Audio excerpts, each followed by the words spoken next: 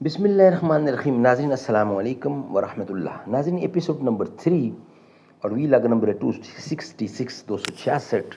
تیسری قسط صفحہ نمبر ہے 303 یعنی 303 قصص الانبیاء. ناظرین بیان چل رہا ہے حضرت شمعون علیہ السلام کا. ناظرین اس سے پہلے ہم آپ کے سامنے 2 قسطیں رکھ چکے ہیں.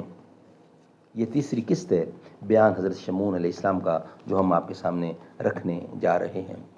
ناظرین اس کتاب کے رائٹر ہیں حضرت مولانا عبد المنان صاحب رحمۃ اللہ علیہ، اور اس کتاب کا ٹائٹل ہے قصص الانبیاء. ناظرین اس کتاب کے اندر حضور اکرم صلی اللہ علیہ وسلم سے لے کر حضرت آدم علیہ السلام تک کے سچے واقعات، سچے قصے قرآن و سنت کی روشنی میں، قرآن و حدیث کی روشنی میں درج کیے گئے ہیں، لکھے گئے ہیں، بیان کیے گئے ہیں. ہم آپ تک پہنچانے کی کوشش کریں گے انشاءاللہ روزانہ کی بنیاد پر ایک یا ایک سے زیادہ. نحمدہ ونصلی علی رسولہ الکریم. بسم اللہ الرحمن الرحیم. کچھ غم نہیں جو حضرت واعظ ہیں تنگ دست، تہذیب نو کے سامنے سر اپنا خم کر دیں. رد جہاد میں تو بہت کچھ لکھا گیا، تردید حج میں کوئی رسالہ رقم کریں. تہذیب کے مریض کو گولی سے فائدہ، دفع مرض کے واسطے پل پیش کیجئے. تھے وہ بھی دن کی خدمت استاد کے عوض، دل چاہتا تھا ہدیہ دل پیش کرے.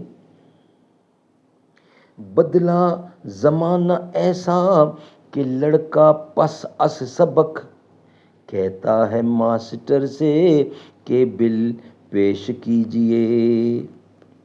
انتہا بھی اس کی ہے آخر خریدیں کب تلک، چھتریاں رومال مفلر پہرہن جاپان سے.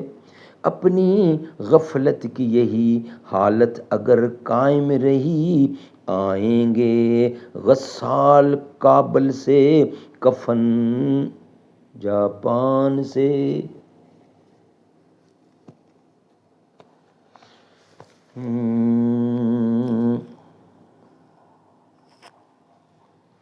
ناظرین ہم آپ کے سامنے رکھنے جا رہے ہیں اس کا تیسرا حصہ.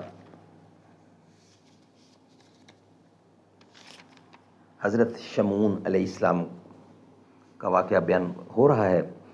اس کے 2 ویلاگ ہم آپ کے سامنے رکھ چکے ہیں. یہ تیسرا ویلاگ ہے جو ہم آپ کے سامنے رکھنے جا رہے ہیں. ناظرین جب رات ہو گئی اور حضرت شمعون علیہ السلام سو گئے، بیوی نے ان کو نیند کی حالت میں باندھنا شروع کر دیا. اچانک وہ نیند سے بیدار ہو گئے اور انہوں نے اپنے ہاتھ پاؤں بندھے دیکھے، رسی کو توڑ ڈالا اور اپنی بیوی سے پوچھا کہ کس نے مجھے باندھا تھا؟ وہ بولی کہ میں نے خود ہی باندھا تھا.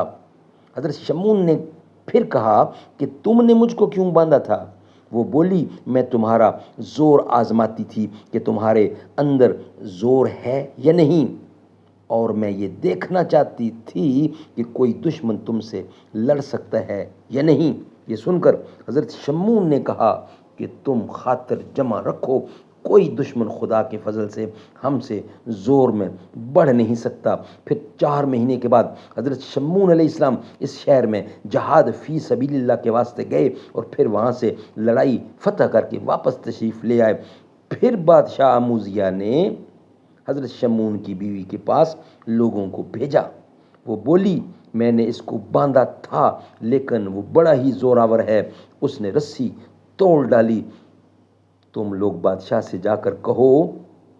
چنانچہ وہ لوگ پھر واپس بادشاہ کے پاس گئے اور بادشاہ سے کہا. پھر بادشاہ نے بہت سا مال و دولت دے کر ایک لوہے کی زنجیر حضرت شمعون علیہ السلام کی بیوی کے پاس بھیج دی کہ اس کو باندھ رکھنا اور پھر فوراً مجھ کو خبر دینا. پس دوسرے دن حضرت شمعون علیہ السلام کو ان کی بیوی نے لوہے کی زنجیر سے باندھ دیا. جب حضرت شمعون علیہ السلام نیند سے بیدار ہوئے تو انہوں نے اپنے ہاتھ پاؤں پھر زنجیر میں بندھے ہوئے دیکھے. یہ دیکھتے ہی انہوں نے اپنے ہاتھ پاؤں ہلائے تو وہ زنجیر ٹوٹ گئی. پھر اس کی خبر بادشاہ کو پہنچی.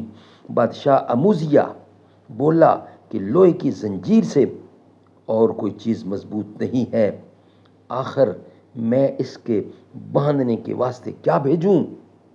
اب تو صورتحال یہی ہے کہ اس سے کہو کہ جس طرح ہو سکے اس کو میرے پاس بھیج دو. پھر انہوں نے حضرت شمعون علیہ السلام کی بیوی سے جا کر کہا.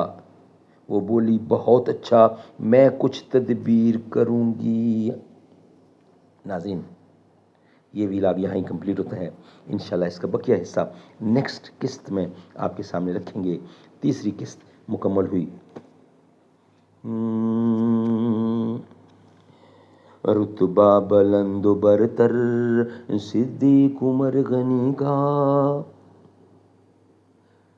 حسن و حسین زہرا پیارے علی ولی کا.